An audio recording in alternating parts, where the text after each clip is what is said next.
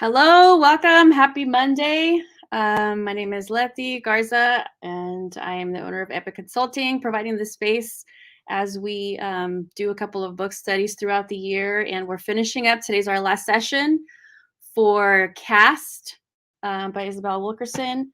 And I was going to show the book cover, but I took my book cover off. So if you're following along, you know what it looks like.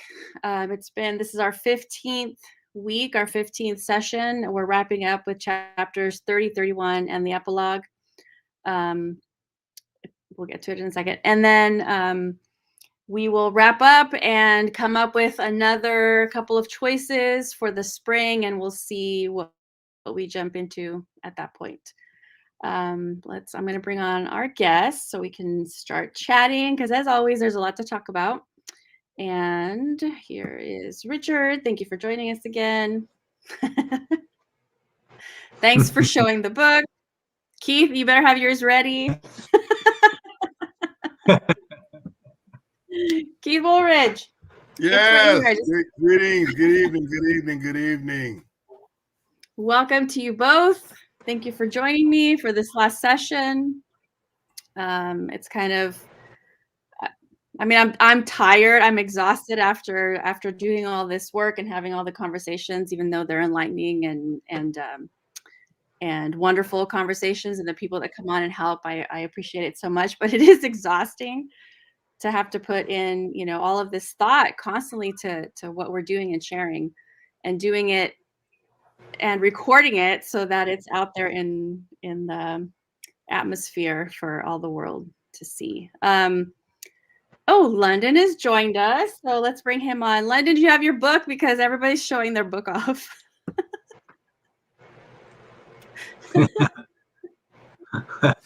You said, do I have my book? Yes.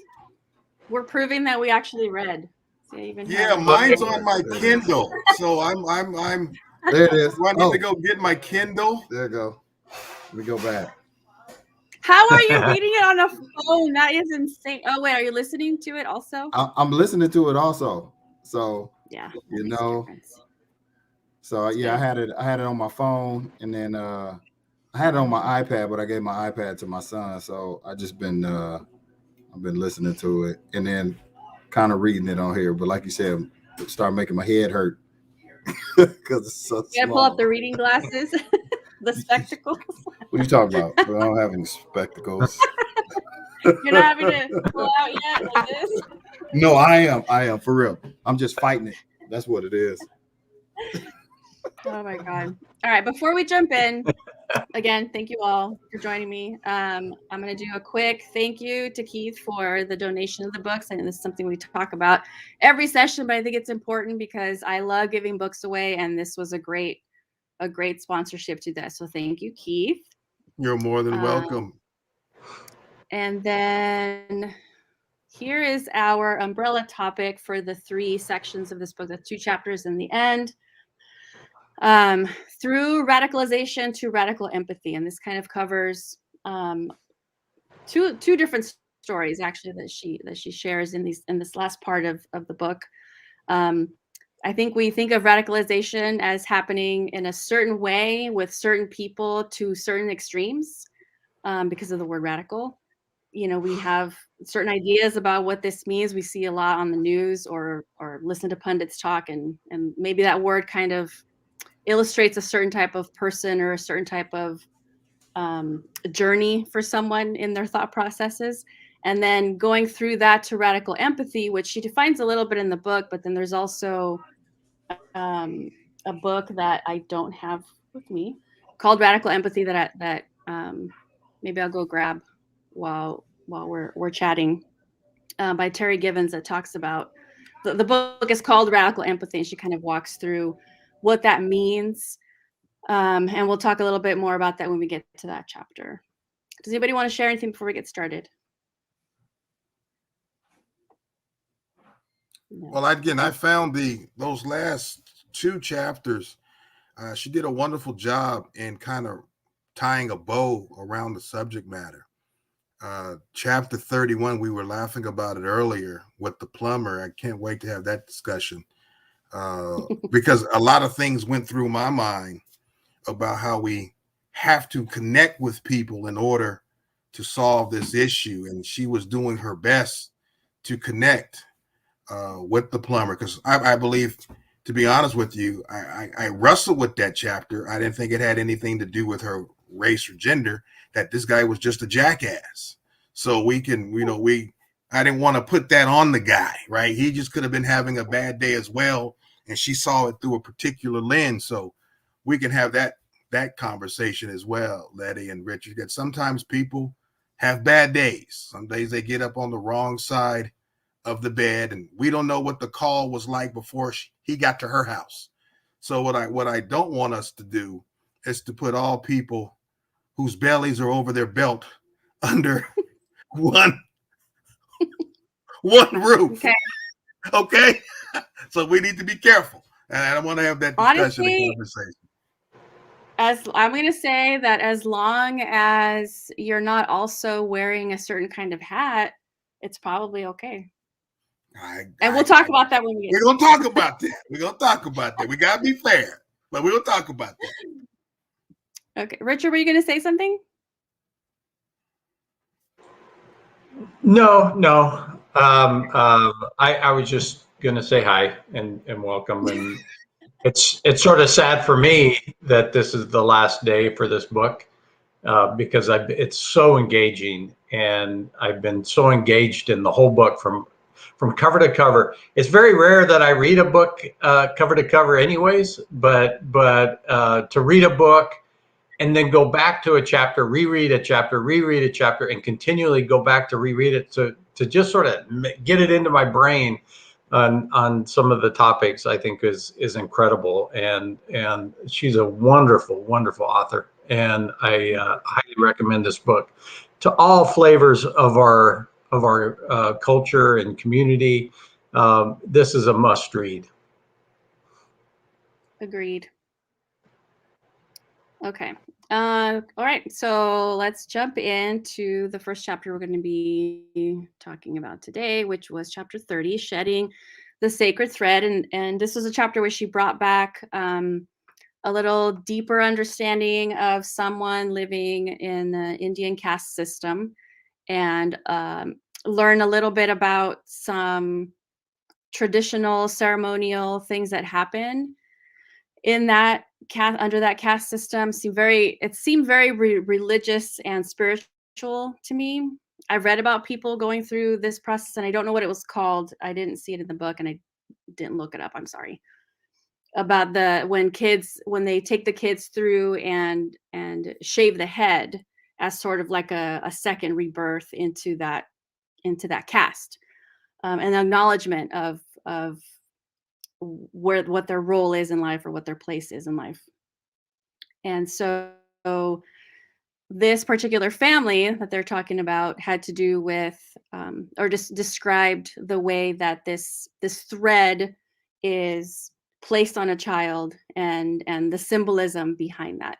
And we've got symbols all across all different religions. I was raised Catholic, and you can see right here, my Virgen de Guadalupe over here. There are symbols everywhere. Sometimes I wear a medallion with actually the image of the Virgen on there. I've got crucifixes, so I know all about the symbols.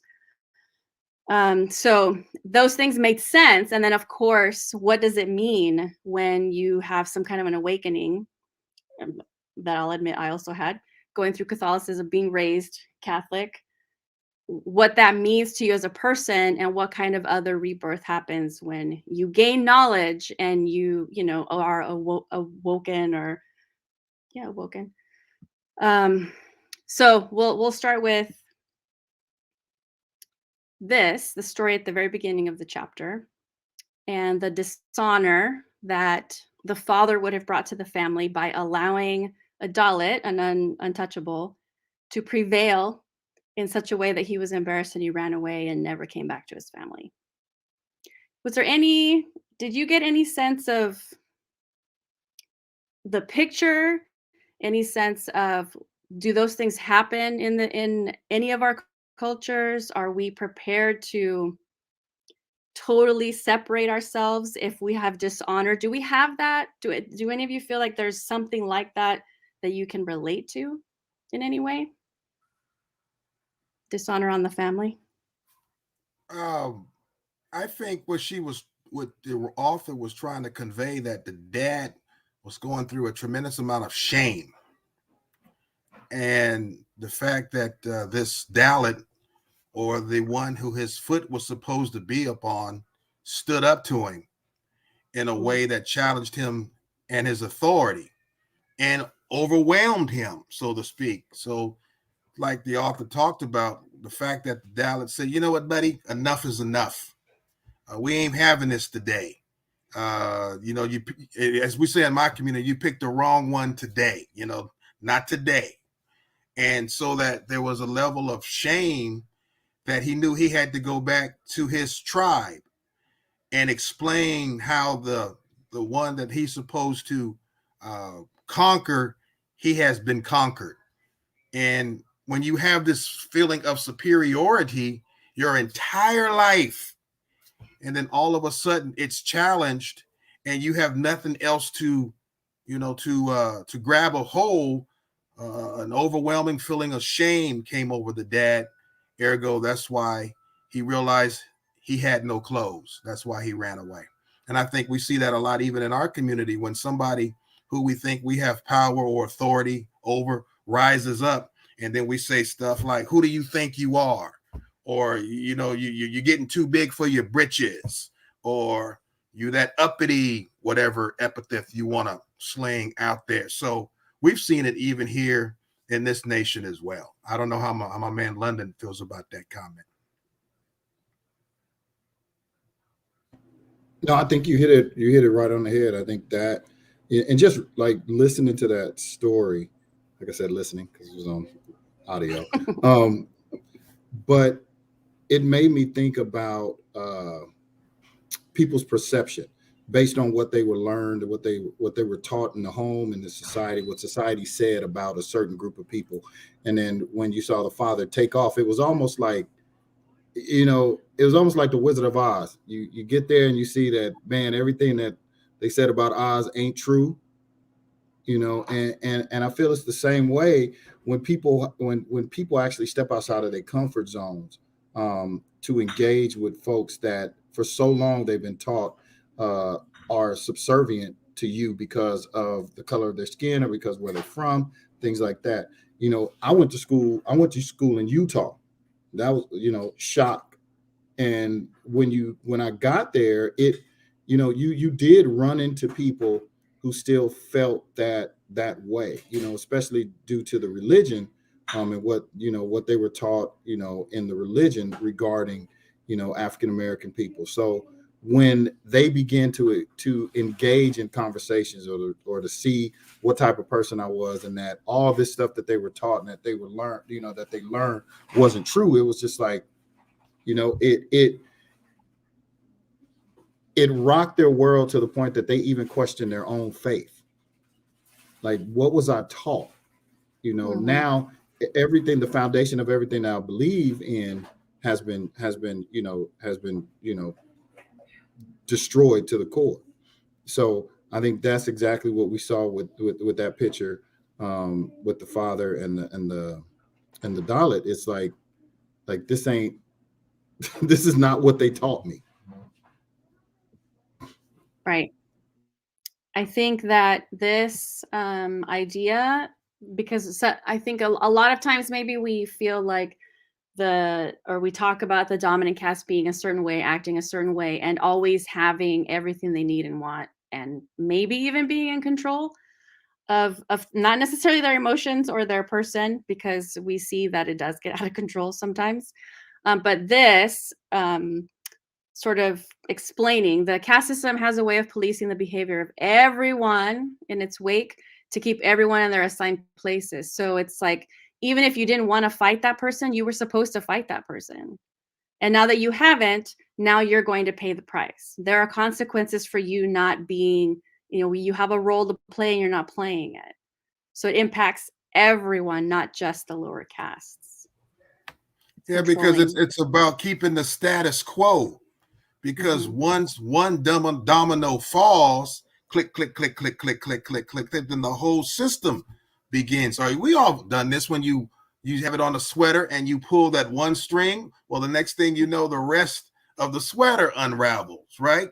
So to make sure that the sweater stays intact, using that metaphor, don't go against the grain, buddy, or we're going to check you. Because the first one that falls, the rest begin to tumble, because that speaks to the lack of a foundation that's really there, that the foundation is weak.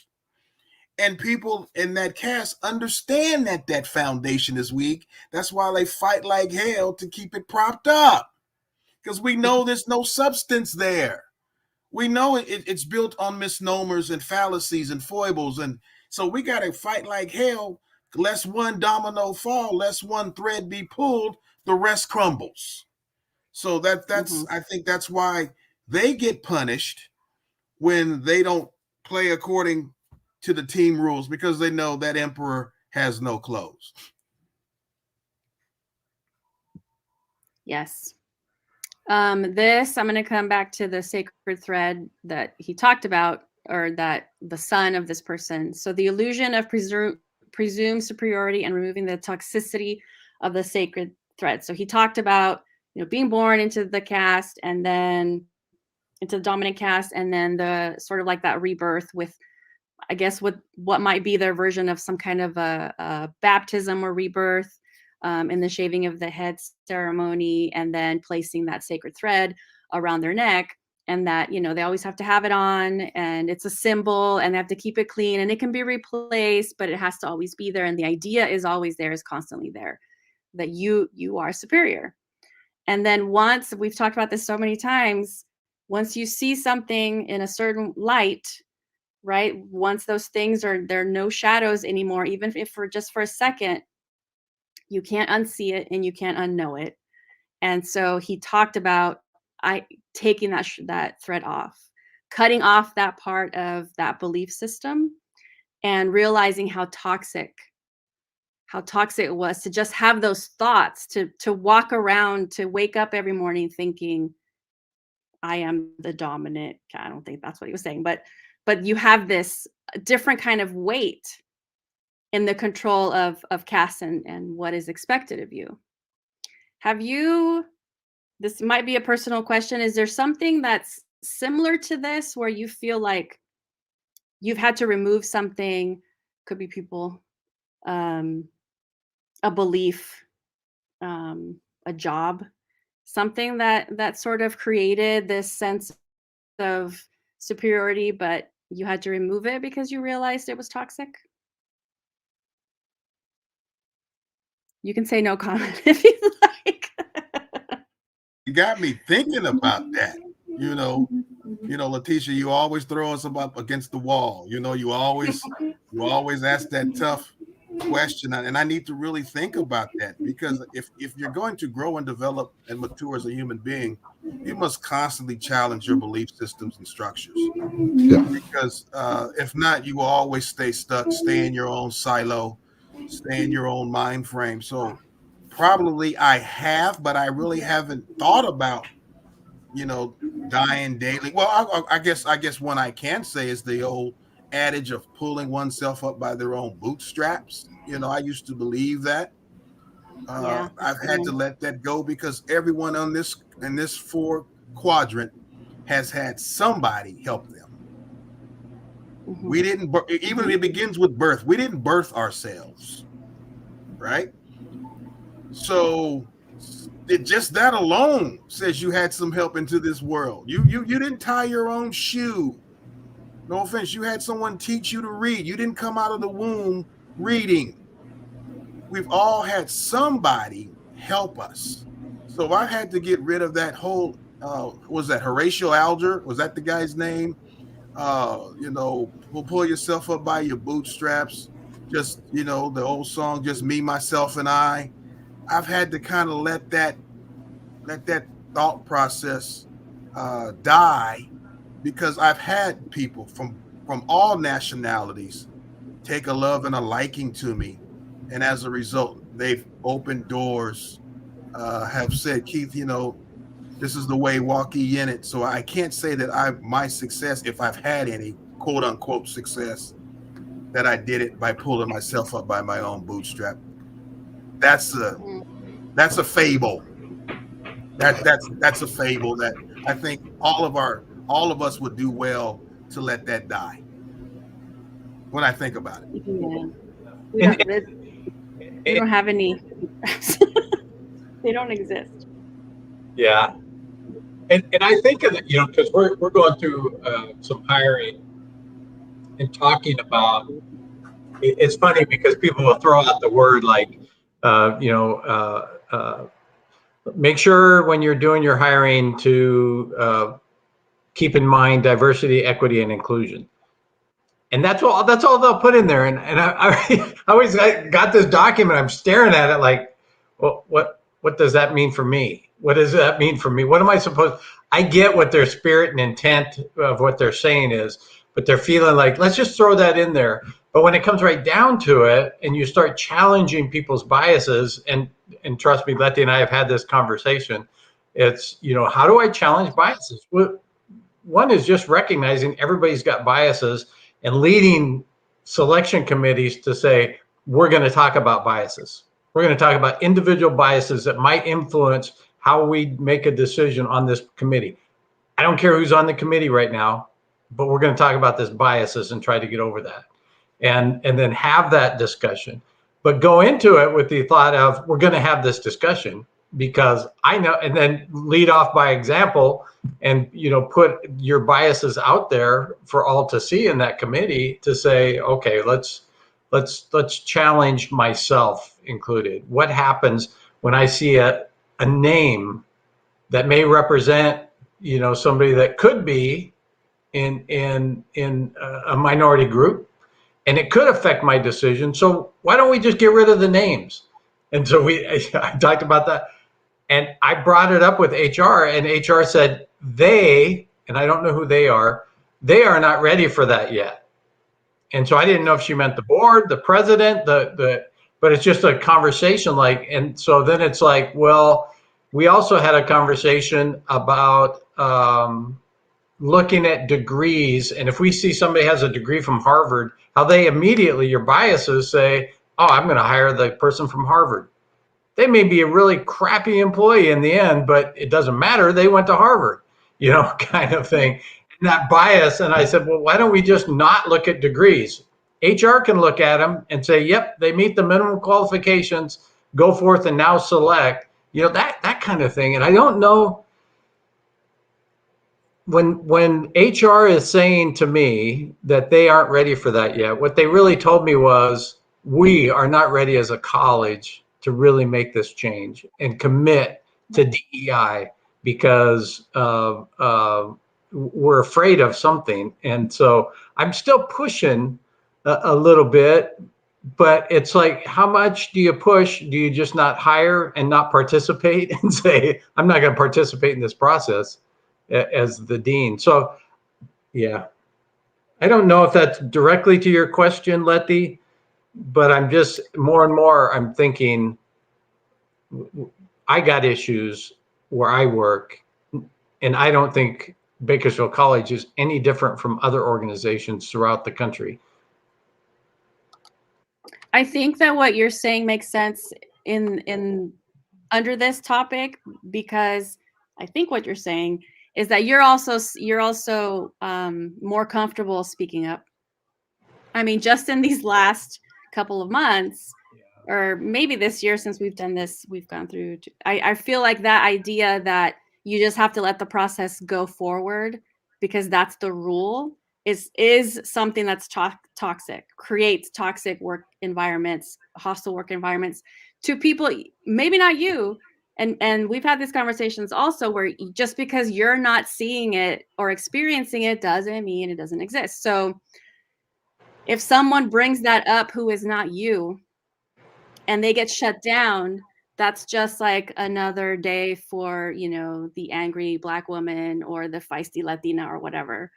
But other people with, more authority speaking up and getting over that, their own fear, I think that's something that maybe maybe that's not what you were saying, but that's what I see when you talk about those things, that people are speaking up and not afraid.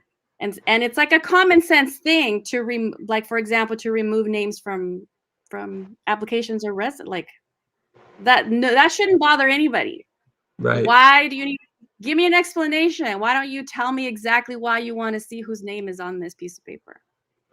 That should be a no-brainer. That should be like the baby step of all the steps, should be that. And so the idea that people aren't ready, but you're leaning into that fear and saying the things anyway, I think that's a good one.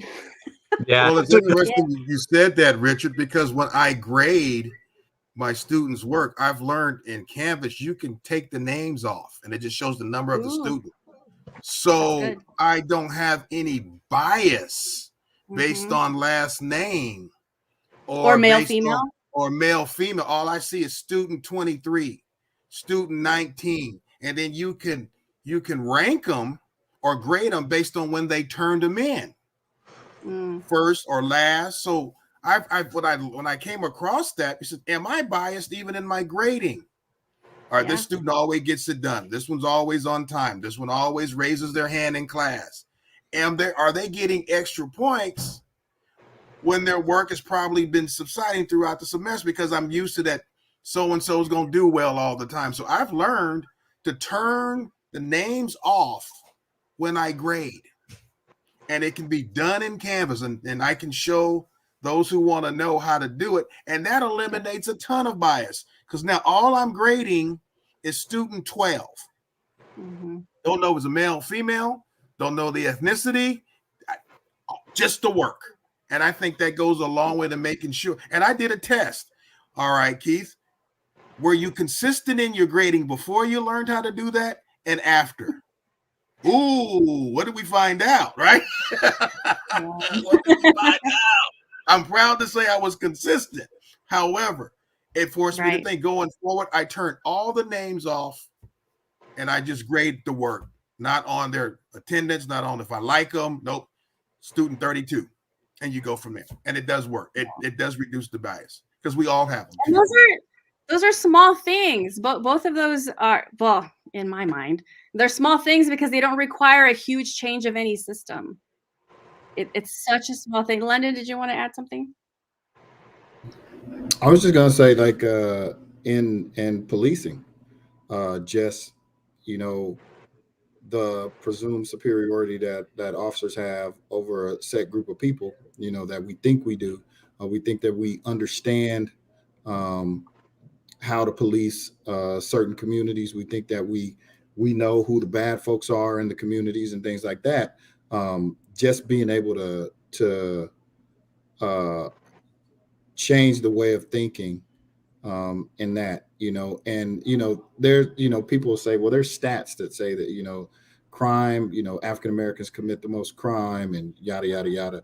And the thing is you start to believe it because it's everything that's being taught to you, you know, from the academy to the training, you know, getting into the cars with people, you're looking for a set group of people.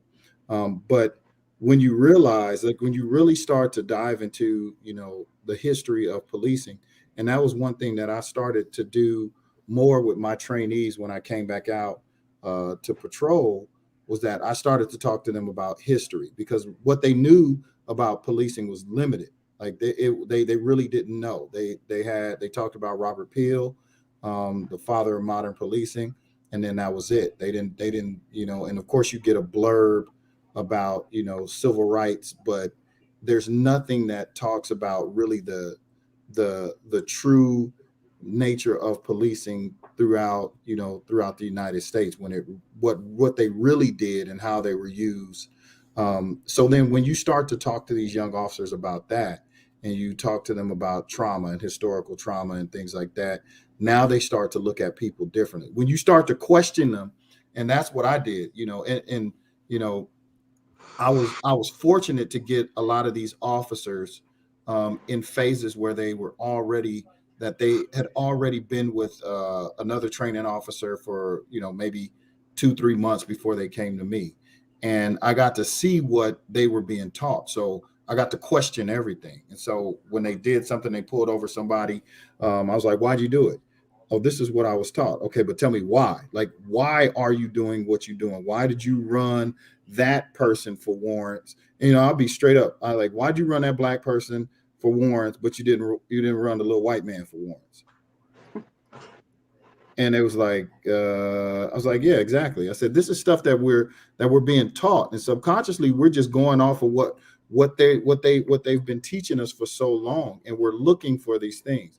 When you start to realize, and this is what I told them, when you start to realize that you're a big part of the problem, and you want to stop that, you want to stop having these biases because of what you've been taught by officers that have been taught the same thing, but not even told why they're doing what they're doing. So once these officers, you know, got out of the car with me, a lot of the things that they did after that, you know, it made sense to them, and they weren't acting on these biases. They were really just trying to be better humans, in a sense, because that's what I tried to teach. But it taught me that I can do policing a different way, because for so long I did it like I was taught, you know, knowing the truth, but it did it like I was taught. So, you know, being able to kind of kick that trash to the curb, you know, it was definitely beneficial. And that's actually a huge one, because you're also going to be putting that into the system, right? Into how future trainings happen. So yeah, that's awesome. Okay. We're going to move into white people being radicalized to be woke. She writes a story. It's kind of short. I don't know if it was entertaining. It made me kind of anxious. Even when I reread it, it made me kind of anxious, because I pictured the scene in a restaurant when, you know, you're being ignored, or people are busy, and you're just like, I'm so hungry. Can this person just bring me some freaking bread, for the love of God? So there's like all this anxiety just being a human being trying to eat in a restaurant. But then to have someone who's with you experience outrage to a level that you're just like, what if I can't, what, you need to calm down. She never said you need to calm down, but I felt like, man, what that lady's gonna go off, she's gonna get everybody kicked out, people are gonna get hurt, like I felt like it was building to some kind of a climax. How do you guys feel about this scene? And for anyone who hasn't read it, it's kind of like what I'm describing about being ignored, and this friend who happened to be from the dominant caste, we'll say, was with Isabel Wilkerson, and they were being ignored during lunch, and she very much made it about race to the whole restaurant and made a huge scene. What were your thoughts when you were reading through this? Could you picture it? Could you hear it? I could hear it. Anything you want to share? Any quick reactions, because we have a lot to talk about in the next chapter. You know, like Isabel said, I'm used to it, right? So you grin and bear it. You know, it is what it is, right? And then I have learned to make excuses. Well, they're busy. You know, we don't know what's going on. And that's how we survive. Like Isabel said, we've learned as a cloak of mental sanity to just say, all right, in the grand scheme of things, I didn't get my water before Fable 2. We know what's going on, but is this the hill I want to die on? Because if I cut up, the police, London gonna be called, and we know this, right?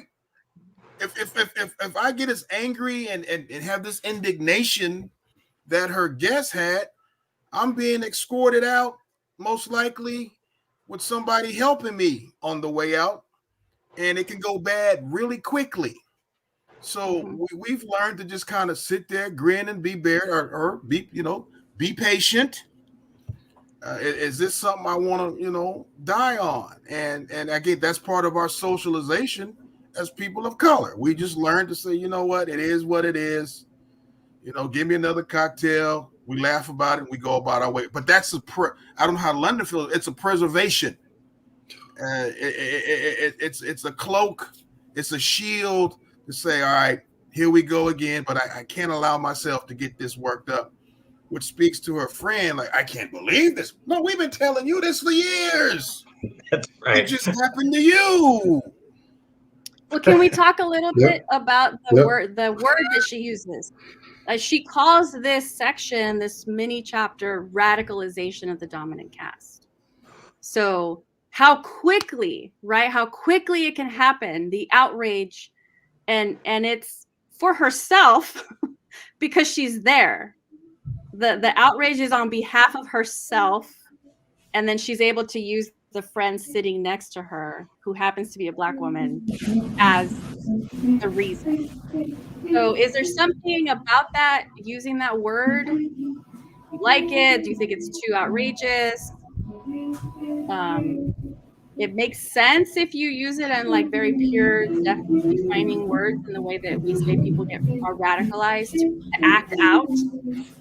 I don't know if it was a radicalization more than an awareness. Yeah. Oh, she will never. What does the person do post that event? That's the Exactly. question. She will never go to Question. That's the never again. You know, and the fact that she walked out not paying, I would never not walk out not paying. I'm throwing something down. Okay. Are you kidding me? Here's for my water. Dang. My water that Dang. you brought me. And that Thank speaks still to the caste system. I Right. can blow up, throw the rolls, make a scene, make everybody uncomfortable, and walk out not paying. I don't have that luxury. Yeah, you the angry Black man that just stole dinner. Thank you. Yeah. And they will be Stole chasing me dinner. down to the valet. Yep. So that still speaks to a caste system where you can cut up, get away with it, and feel like you. What are you going to do? Call the police on me? I don't have that luxury. And then what does her friend do? What does she do post that? That's what I think this is her new about. thing. I think maybe that's part of the point, is that she can't ever not notice things now. Yeah. I don't know if she's always going to speak up, but she can't ever not notice. She's going to notice. And if someone calls her attention to something, she's going to say, oh my God. And that's going to be like the tipping point for her every time. Good or bad, right? Because she, like Isabel was saying in that section, I didn't ask for this. I was fine waiting, whatever. But I'm glad. I wish more people would be outraged on my behalf, on our behalf. Like, what were you going to say? I was saying it gets tiring, and exhausting to always be the one fighting, and people are not listening. They expect that, but and it's like, the same thing. Like, we speak out against it, all the stupid stuff that we deal with at work and stuff like that, and know that it has to do with us being Black, how they treat us and stuff like that. But if I speak out, I'm just an angry Black man. I'm not a man with an opinion and seeing the wrong or the injustice being done out there. I'm angry, versus somebody else speaks up against the same thing and they just happen to be passionate. Oh, they've taken up a cause. Like, it's like, no, that dude right there is angry. And it's like that all the time. So just like Keith said, like, this is our defense mechanism. It's like a cloak we put on, and we're like, all right, I'm cool. Pass the butter and the biscuits. I'm gonna just chill until I get my food. Like, because I don't want anything, to happen to me on account of this. It's just, it's crazy. But to have somebody actually stand up and fight with you, that is the thing. What do you do after? When you see the injustice, what do you do after? And I've seen both sides. I've seen like officers see that. I've been on calls where, like, traffic stops where the guy I'm giving the ticket to calls me the N-word, like, straight up. And my trainee or partner looks and is like, what in the world? But then I've also, that same day, that story was told to other people in the department, and they was just like, oh, okay. You know, I had people come up to me and say, hey, man, London, sorry, I'm so sorry that took place. That pisses me off. And then other people just like, oh, okay, what did you do after that? Yeah. What do you mean, what do I do after that? You know, so people like, if it didn't happen to them, so they don't care. They weren't there with me, so they don't care. And those are the type of people that had that the ones that didn't react to that being said, or even the story being told, showed me that they didn't care in the first place. They don't care. Mm-hmm. You know, whether it happened to me or in their presence or not, they don't care. They don't care about me. They don't care about the stuff that's going on because it's not happening to them. They're so comfortable in their honestly in their whiteness. They're so comfortable in their privilege that they don't care. They don't look outside of their own window to see what's going on. You know, and it's a shame. That's a great segue into this next section, because this idea of connecting, like someone who experienced that with you, even though they weren't the target, they saw it, they heard it, and they react, right? So we're going to move into chapter 31, which is also sort of a short story. It's called The Heart is the Last Frontier, and this is all about connecting with the humanity of our fellow people. And she phrases it this way, in this experience that she had in her own home, throwing a Hail Mary at someone's humanity. So it goes pretty much with everything that we've been talking about when there's other people involved who are not the targets of, whatever the circumstances are with racism or sexism, that unless you find some way for them to connect, to find some relevance to what's happening to you, that they're not going to be interested. And so this story was about a plumber, repairman showing up at her house because there was flooding in the basement. And Keith was sharing a few things earlier before we jumped on, but also right after, in this sort of description of who shows up at the door. And she kind of talked a little bit, prefaced it with, when I open my door in this neighborhood, people ask me where the lady of the house is, right? So that's like her experience is that a Black woman opening a door in this house means that I am a servant. I am here to serve the people who own this house. It's her effing house. And so she opens the door, and that's what she's expecting, right? So I'm not excusing any stereotypical, we talked about this already, but when you think of a repairman, there's probably a stereotype, and she does a really good job of giving us a picture of who this white man who shows up at her house to fix her, or to look at the problem. He didn't even know what he was there to fix, to look at the problem and the call that was made. So there was a physical description, and she didn't say MAGA hat, but she said the hat that was worn by supporters of the president who won the last election. This was December of 2016. So just based on that, we know what that means, right? Red MAGA hat. And he's wearing this to work calls. So this is kind of where maybe my line is, where I have less maybe sympathy in this initial description, maybe right off the bat. Keith, you're dying to say something, so go ahead and share. No, you painted the picture accurately. But again, we talked about challenging ourselves in the previous section. Okay. We did talk about growth, development, and so I want to give the cat the benefit of the doubt.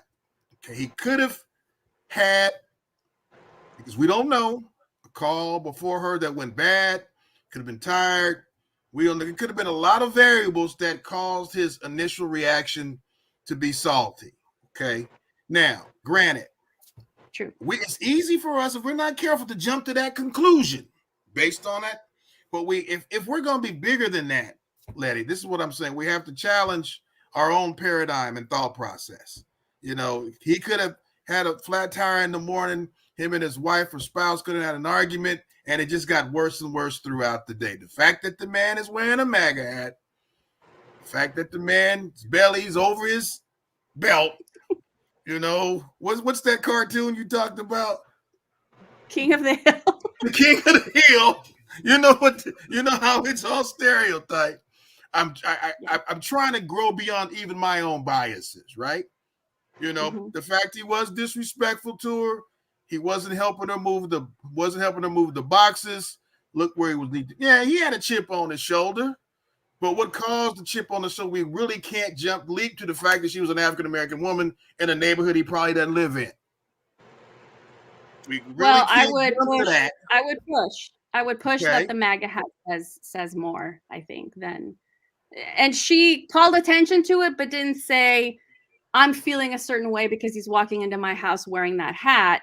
But she did put it out there like, hey, this guy walked into my house wearing this. So here's kind of how I'm feeling about it. I feel like there would be some extra level of anxiety if that. Well, you know, it happened to me in my house. Let me tell you what happened. About 3 years ago, I had some palm trees. You know how they get overgrown? And this is a cat. I see his Nazi sign on his tattoos. You know, he's got the SS on his neck. Now, I did take advantage of it while he was up there cutting my trees. I went and got a beer and watched him. Like, yeah, you do the work. You know, you work for me. And I saw how salty he was. You know, he's looking at my house. You know what I'm saying? Like this right here. And he had an attitude when he was grabbing those palm leaves. And so I get it. You follow what I'm, and we do realize that when I got out the house to meet the contractor, you could tell he didn't want to work for me. You could tell he did not want to work for me. And again, I probably did throw some salt on him when I went and got me a beer and watched him do the work because he had an attitude. And I told him, you picked that one up, you forgot one. Okay, I and then paid the cat in cash, his boss. But you're growing. You're growing. And paid in hundreds. Does that make sense? Yeah. And gave it to the other guy. But no, he had the SS. He had the Nazi thing going. So I get it. I get, you know, I'm busting you up a little bit. But I get the scenario because I believe we've all been there. But I totally agree with both of you. But I don't think Isabel Wilkerson, she does not write things for no reason whatsoever. And that description, she purposely dropped that, like Letty was saying. She purposely dropped that there. So every one of us reading that, myself included, had these biases about this stereotypical plumber with that has a MAGA hat on, and put those thoughts into my brain.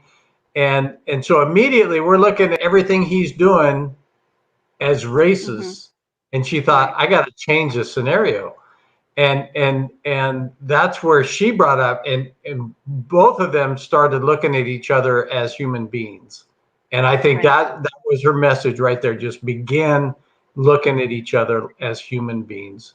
And, you know, Keith, I know this is your speech that I'm giving right now, but it truly is where we need to be. And I went back, such a simple chapter, but I kept going back thinking, what is she trying to say to me? And I still have to go back and read it again just to make sure I got it. But until you three started talking, then these thoughts of, wait a minute, you know, are there biases there? Yeah, she's telling you her biases right up front. This is how I feel, and this is what I saw.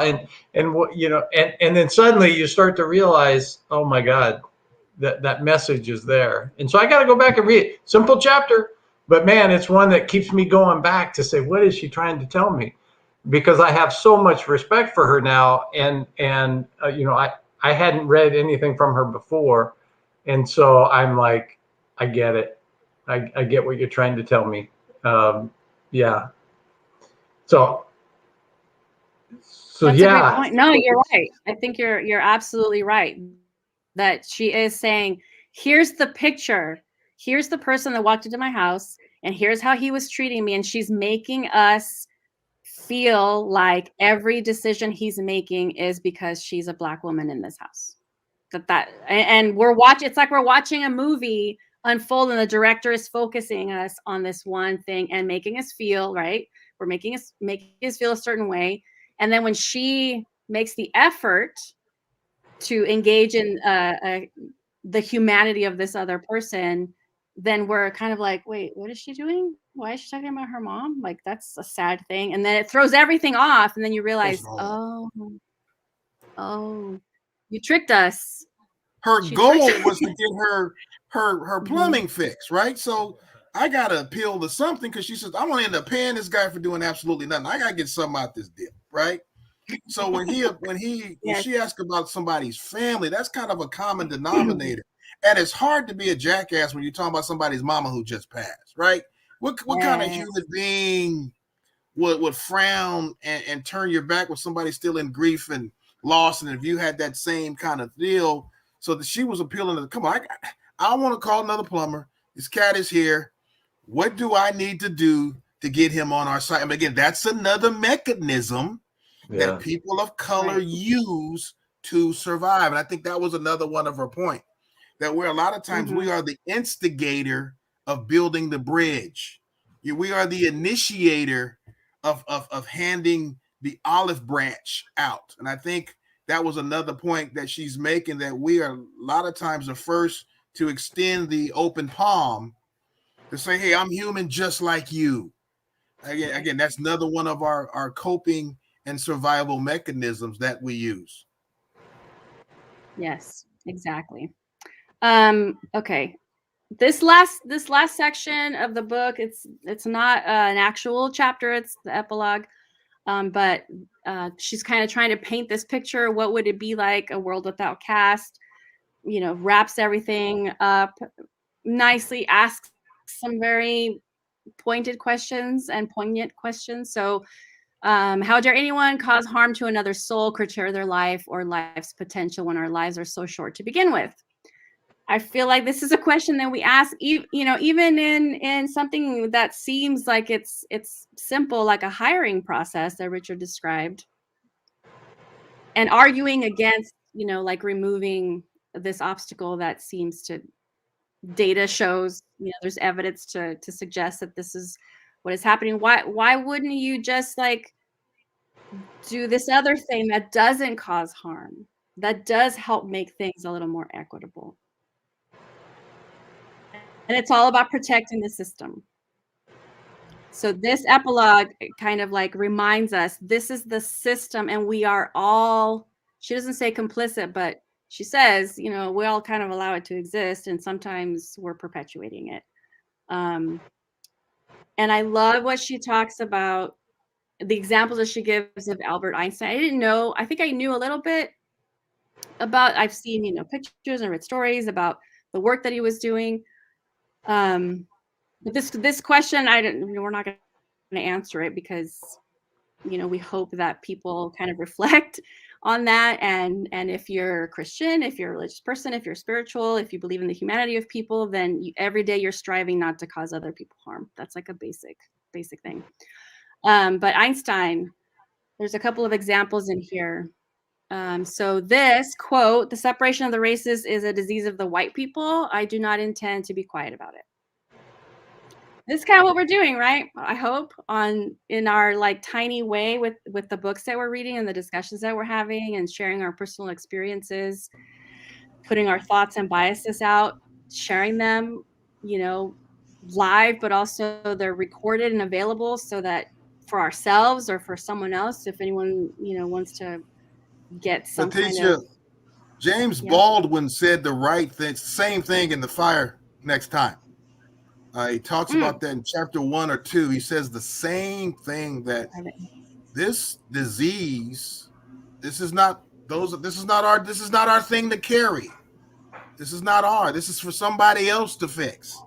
And he makes the case in The Fire Next Time, throughout the text, on how this division, if I didn't cause it, how am I supposed to solve something I didn't cause?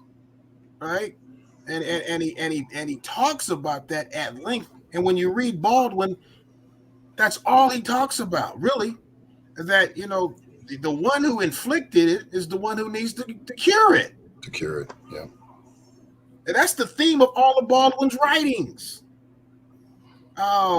So Einstein was correct. Maybe he read Einstein, he was coming up in the same period of time, I'm sure he read what Albert wrote and probably in some of the NAACP journals, probably had some conversations with him. But when you read The Fire Next Time, he says that exact thing, that we didn't cause this. So it should not be up to us to fix it. You know, when you do harm to somebody, should the person who took the harm be the one have to do the recompense? No, the one who caused it is the one who has to give the recompense. That's what Einstein and Baldwin are saying.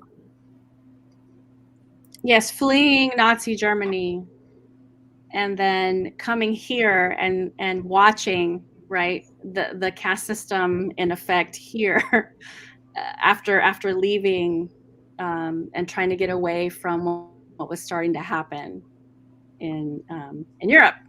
So he was very aware, and there was a part in here where she says that you know, people were kind of looking at him as, of course he feels this way. And to me, that's kind of one of those things where you can't care about. Let me choose the right topic here. But you can't care about sexual assault of women unless you have a daughter, for example. Or people are like, "Oh, I have a daughter, so I care this much about college rape or whatever." You can care about it and work towards helping victims and creating a better system just by being a human being and caring about what happens to other people. So it doesn't have to be this idea that Einstein understands because he was fleeing the Holocaust or earlier than that, you know, what he was fleeing and what was happening in Europe. Just because he was experiencing doesn't mean that's, to me, that's sort of like, oh, that's that one guy had that one thought because he experienced that, and none of us can have those thoughts because we didn't go through it. It's BS. Yeah, it should be based off of, like you said, like humanity, like because we're all humans, we should know right and wrong, especially in regards to how we treat one another. But like you know, it's that same, like when we were talking about throwing the Hail Mary at humanity. I think the part that hurts me the most is when you do try to tap into the human side of people that are totally racist against you, and you know it, and then they still push back because they don't want to lose power. They don't want to lose power, and you're the one to be made out to look like you're crazy, you know, or that you're chasing ghosts. And it's like, no, this is real. And so I even told a colleague of mine, because we kept going back and forth about, you know, history and all this stuff and everything. I said, okay, well, would you just believe that this stuff happened to me? If you say that you're my friend, if you say that you have my best interest, then why don't you just believe that this stuff has happened to me? Right. And then they still can't. They still can't. So that's the problem. I'm tired of, like, real talk, I'm tired of throwing the damn lobs to humanity, you know, hoping that it hits, you know, somewhere. I can relate. I can relate to you, but I'm tired. It's exhausting. And then that plays into this. Why am I doing the work when I didn't even make the system? Why? Yeah. You know, that's the kicker. It's like unravel it. You started it. We're picking at those threads, right, in the sweater that the best metaphor ever, right? That we're all we all try to start to pull it, but then someone comes along and says, I don't believe that thread exists. Yeah. Yeah, it's the denial. It's the denial. What sweater? that offends us the most. It's the denial. Is the part that I can't get over, to London's point. Wait a minute, you trying to tell me I'm lying? You wait, whoa. You are whoa. You are just discounting everything that we've discussed because you didn't see it, you don't believe it, so it don't exist to you. and I tell people this all the time. I love music. You all do know I love music. You follow me Saturday nights on Facebook. I'm DJ Corny Corn Keith. I'm doing my thing, right? And I was telling a friend of mine, we were talking about police brutality. I said, have you been listening to Marvin Gaye and what's going on? He told you. Have you been listening to the Impressions in the 60s? They were telling you what was going on. What was the riot in the 1960s about? So it's not like this is new and novel. This has been going on. When you looked at Strange Fruit by Lady Day, Yeah. she was talking about the lynchings and the injustices. If you want to hear what's going on with African American people, listen to the music. It's in the lyrics. Listen to the music.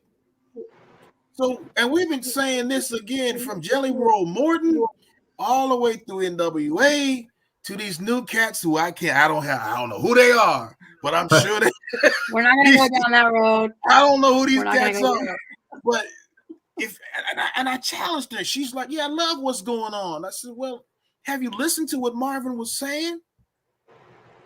He was telling you in 73. Have you been listening to Curtis Mayfield and the Impressions? They were telling you in 62. But you refused to, because if I acknowledge it, to London's point, that means I got to do something about it. Yes.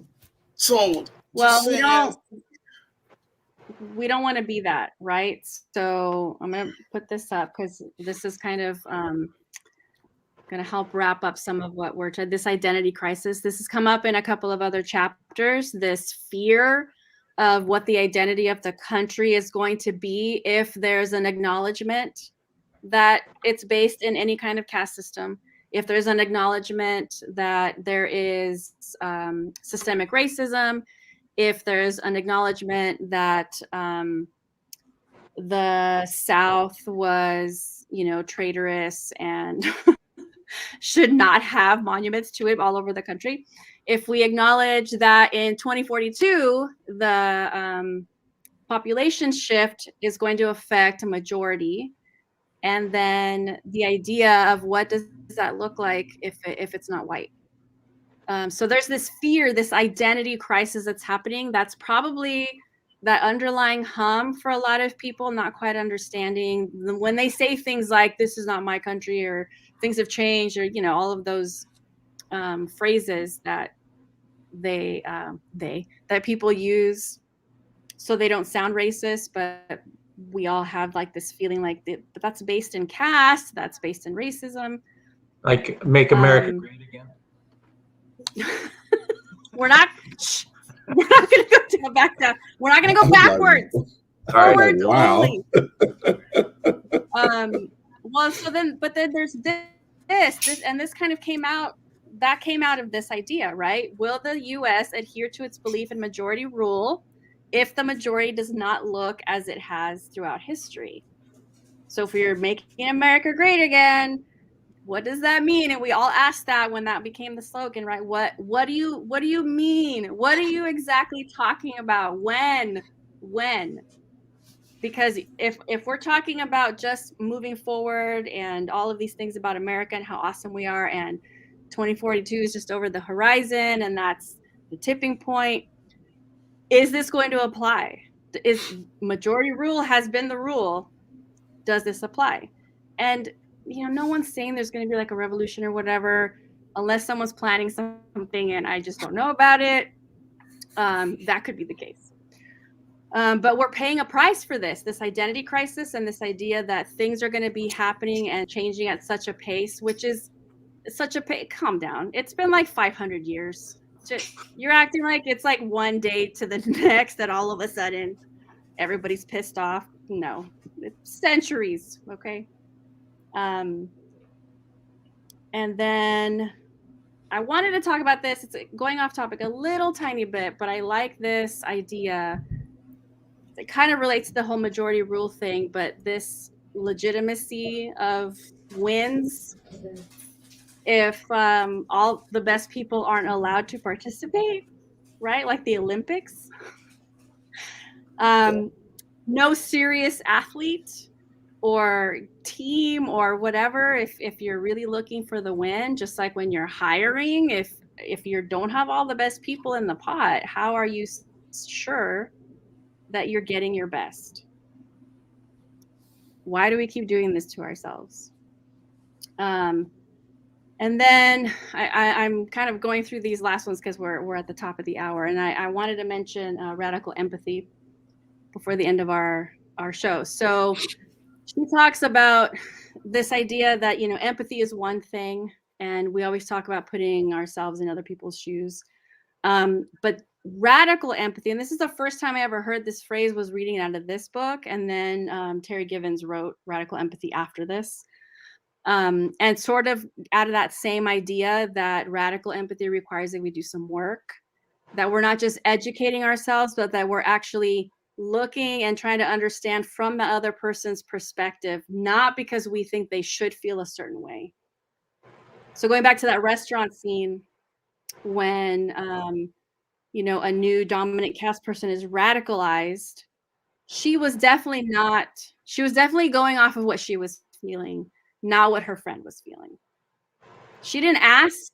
It doesn't sound like there was a question about, how do you feel? Should I say something? It was like, I'm being wronged. Where are my roles? Where's my drink? This is an outrage. And now I'm going to use my privilege to call attention to this. That's not radical empathy. Do you agree, or am I judging?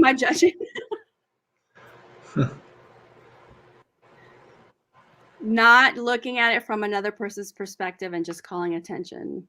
I thought that was, and maybe like what Keith was saying about what happens next. The next time something happens, maybe not in a restaurant, maybe something more serious in the workplace or whatever.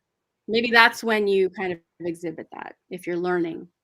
But that, you know, I'm reading the statement again and I'm thinking about it. You know, for me, the key phrase is with a humble heart to understand another's experience from their perspective.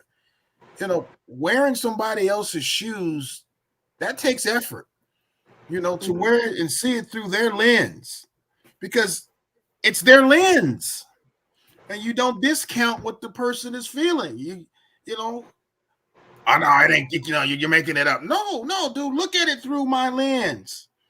Look at and don't discount or disimbue my feeling. And I think that's the reason why, one of the reasons why I think, you know, we have these issues in this country, because we fail to acknowledge and wear the other person's shoes. Oh yeah, I get it, but no, there's no but.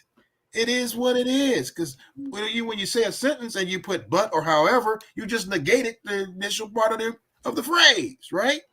So just acknowledge it, accept it, and see, all right, let me think about this. But we haven't been taught to do that in this nation. We've been taught to defend our viewpoint instead of to understand. So, and then that's for me a radical empathy. And I haven't read that text because I even have personal work on that side myself, if I'm going to take this mission seriously.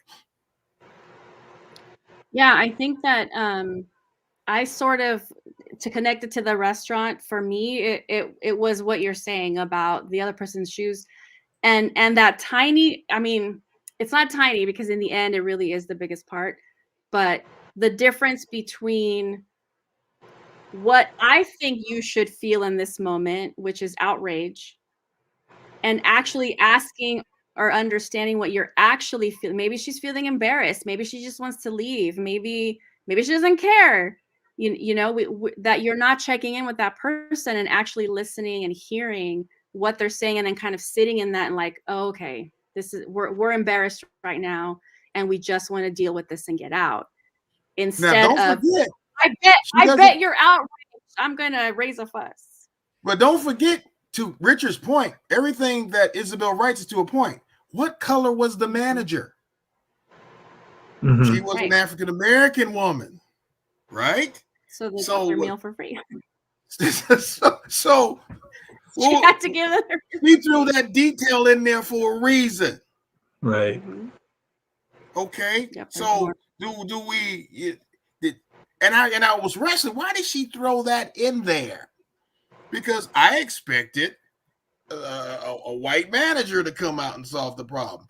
No, she brings an African American woman, and then this lady's going off on the manager. So the point is, how can we be racist? How many times have you heard? How can we be racist when we got a black manager or we got a person of color?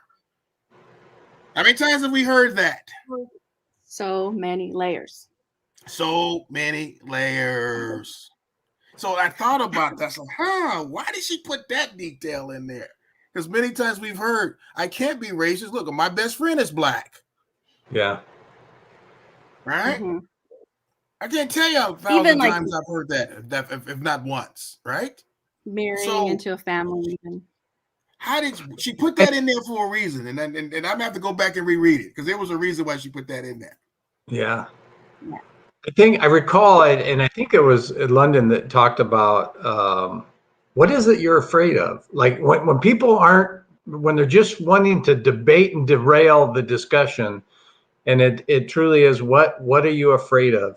And I think having that discussion about people's fears, when somebody's afraid of losing their job and the only thing they have to hold on to is the fact that they're white, and that's where they've always gotten their job from because they were white. If that's your fear, I'm not saying that's always the case, but if it is your fear and you have a family to support, then that sort of throws you onto the right side of, this is what Trump is saying. He's going to make sure I keep my job.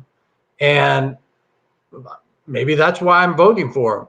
And instead, I know when I'm hearing that somebody votes for Trump, and I'll be honest, it enrages me. But I also voted for George Bush.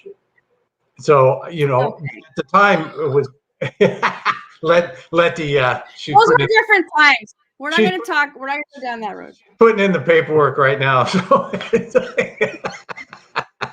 how dare you? But the truth, it's like, when I think about discussions in conservative versus liberal, those kinds of things, there's things I admire that in the true concepts of, if you understand the term trickle down economics and what that truly meant, what they were saying, and if it created jobs, then maybe I do believe in some sort of trickle down economics because it's creating jobs. Now I've changed my view on that, but I'm just saying that open discussions like that to discuss those fears then brings us all together, and we're not so different. And so I don't know, in my I'm trying to think if I've been radicalized or if I have radical empathy. But in my I think I'm the lady in the restaurant yelling right now. But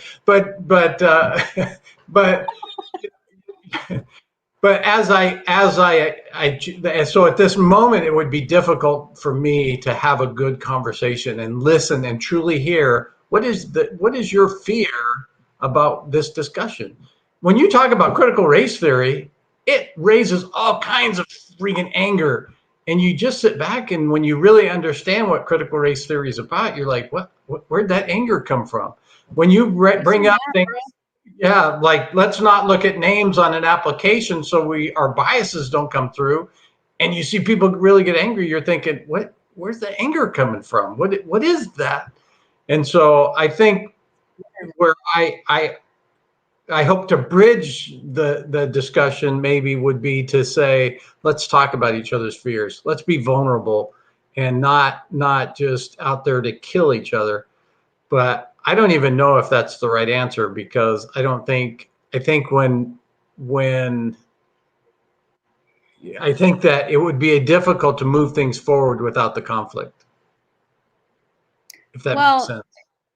If there's any kind of leaning into educating ourselves and admitting we don't know everything, and admitting that, like this statement, the fact that we're responsible for our own ignorance, especially at this point, if you really want to learn something, you can learn it.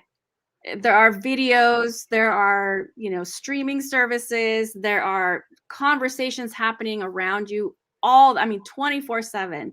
You have access to information if you really want to take responsibility for your ignorance and make a change. And so some of it has to do with fear.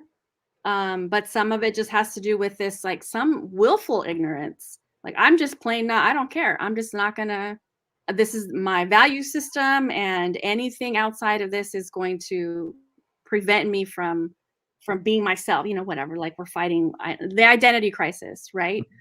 But so we're responsible for our own ignorance and educating ourselves. But then also, aside from what's happened in the past, even if we're not educated about it, we're still responsible for what we're doing today.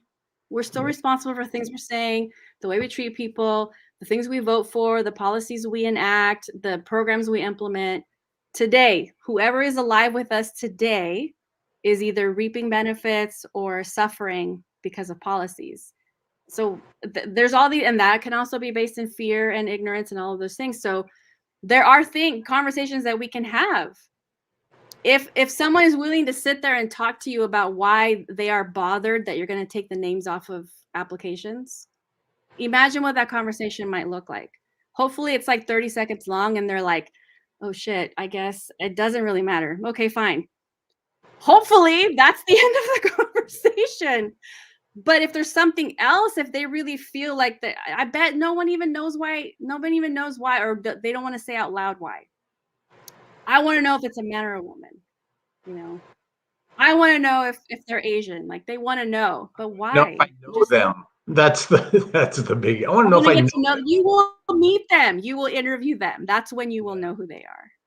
So there's that. And then I'm going to leave you guys with this. I know I'm kind of rushing here at the end, but I'm trying to get all of our thoughts before we close out. This kind of, I don't know if it's a kumbaya thing, but this is how she ends the book. A world without caste would set everyone free. Right? We talked about from the top to the bottom, from subordinate to dominant, it affects everyone in a negative way. It's hurting everyone all around, economically, health-wise. I mean, all around, people are hurting. So if we, when we dismantle these systems, it will be better for everyone. Any last thoughts? I know you guys have a lot of last thoughts, but anything you want to share before we close out this season?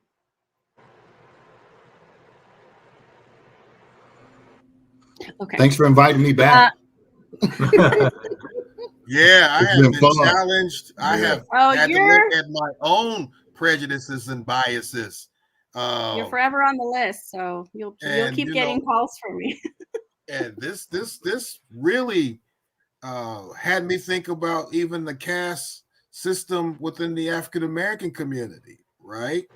Where do we go from here, from chaos to community? And Dr. King's birthday is about 30 days away, and we'll dust him off the museum. We'll blow off the dust, right? And we'll do all of that.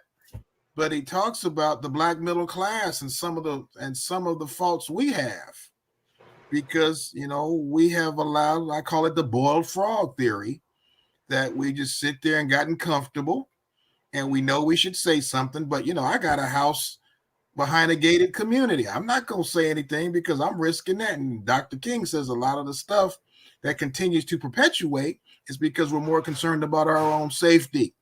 Again, for the audience, read. Where do we go from here? He talks about that, and he challenges African Americans. So even myself, I'm having to challenge our own caste system that happens in my community, because a lot of us, we have just determined, I've made it. I got a good job. I'm not going to risk it. You know what, man? So, but that's how this caste system continues to perpetuate itself. So I'm even having to look at my own system on how, well, maybe I should say something, I play it safe, or be a coward and don't. So I'm dealing with me. So thank you, Letty, for as I wrestle with this conversation. I appreciate everyone that's been on. Thank you so much for helping me wrap this up. I'm going to throw this up here because in case anyone wants to write this down, Radical Empathy, Terry Givens is the author. It's a black and white book, and there's also a workbook. So this is something that you could actually workshop, maybe in a workforce environment. Radical Empathy, that's what it's called. And then, like I said, there's a workbook, and I think the workbook is free. I think the workbook part of it is free. And she's doing workshops. If you follow her on LinkedIn, there's always stuff going on. She's teaching this stuff. She's from my home. Okay, we got through the last session. Yay! We're way over time, but that's fine. We had to have the discussion and bring up all the different topics, and then obviously these things keep coming up again. So whatever book we read, I'm sure a lot of this will be covered. These conversations are never ending. I don't know when we'll come back on, but we'll have a new book ready to go in the spring. Happy holidays to everybody. Happy New Year. And again, thank you so much. And thank everyone today for joining me, and have a great winter break if you get one. Thank you, Letty. Thank you. Thanks, Letty.